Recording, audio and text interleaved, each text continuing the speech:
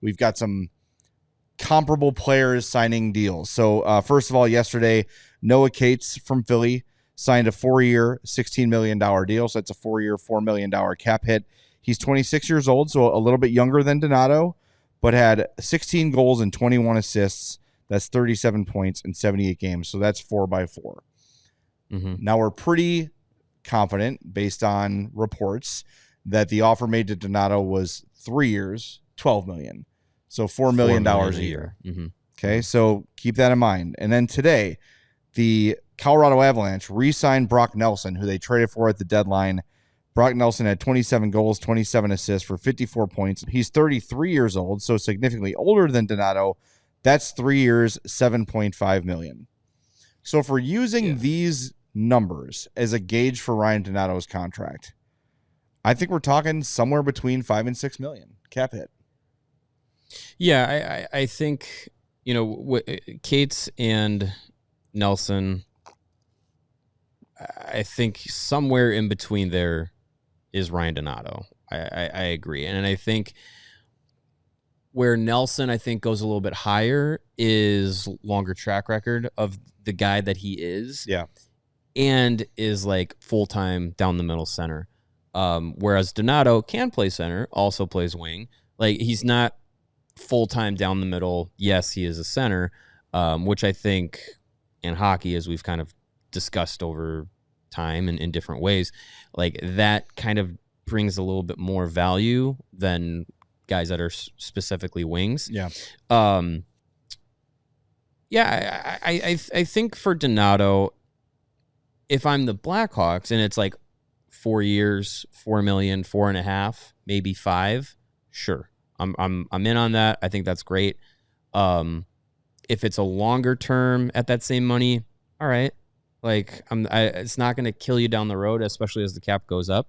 But if it's above 5, I'm not really thinking it's going to be I'm not really on board with anything much higher than like 5.25, because I don't think you want to get into a spot where a guy like Ryan Donato, who, if this Hawks team starts slotting in players the right way where they should be, I think Donato should slot in on a good team as like right there on the third line, not top line like he was last year at times. Yeah, there's no contender that's playing Ryan Donato in their top 6.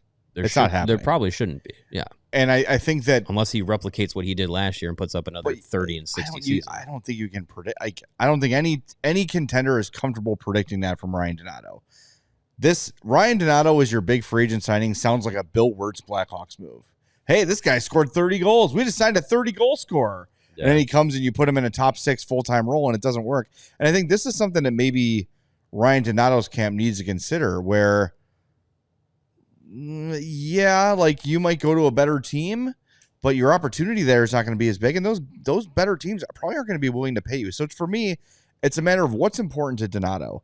And I think looking at his career so far, what he has been seeking is some stability. Yeah. Which I understand. He's been on a million different teams in a relatively short career, just had a baby, newly married, trying to get his life established. So I think what he's looking for is term over dollars. He probably thinks there's somewhere that's going to give him both $20 million over 5 years or something like that, or more than that even. Mm-hmm. So he's looking at that, as he should.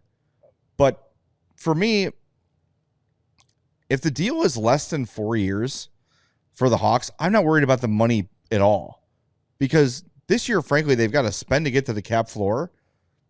You've got a lot of young players that are up for contract, but all of them will be bridge deals, unless a team opts to bypass that. Like, Bedard is going to bypass a bridge deal, we think.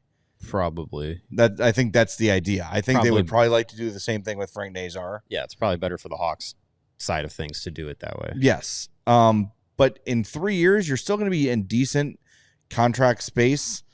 So if you want to give him 5.5 for 3, that's a lot more appealing to me than like 5x5 or 5x4. Yeah.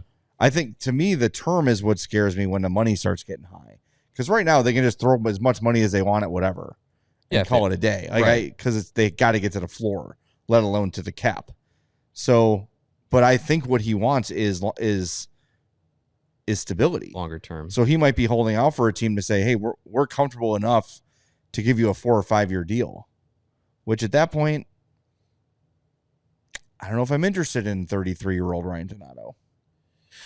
Yeah, I mean, I think for a guy who added something to his game at 28, 29 years old, I think that's a sign of a guy that can still improve, and that there's still some pretty serviceable hockey ahead of him.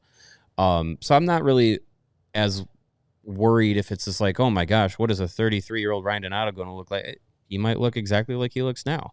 Like, I don't think that like the cliff is there for him in what would be a 3 or what would be like a 4 or 5 year deal. You worry about that more with a guy like Brock Nelson. If the Avs got him till he's 36, like that cliff could be coming within that contract deal. So I don't think that that's the case with Donato, but I think what the Hawks want to do is make sure that they want to have the right players in the room, in the lineup. And Donato feels like a guy that you really want around this team.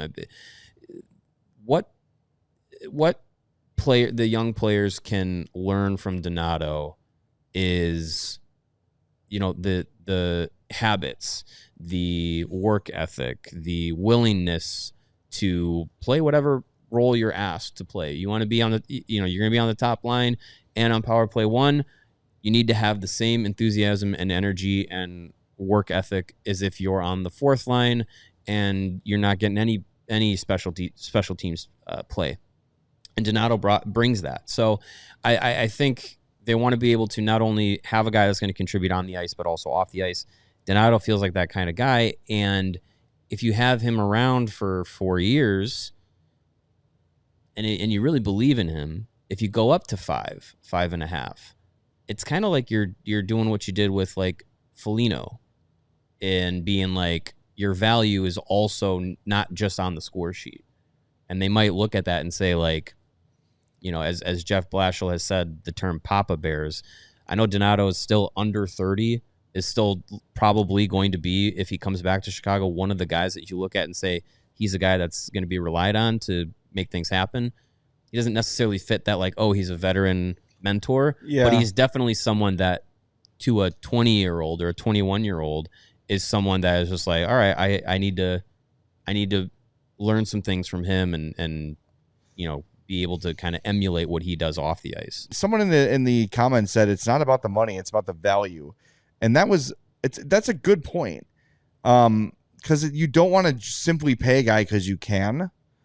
But we've talked about this a lot. With Ryan Donato, even if he's not a 30-goal scorer, I'm very confident that he's going to give you above average penalty kill, average to above average face-off, the ability to move up if someone gets hurt and play in the top 6 without looking like he's missing a ton. Right.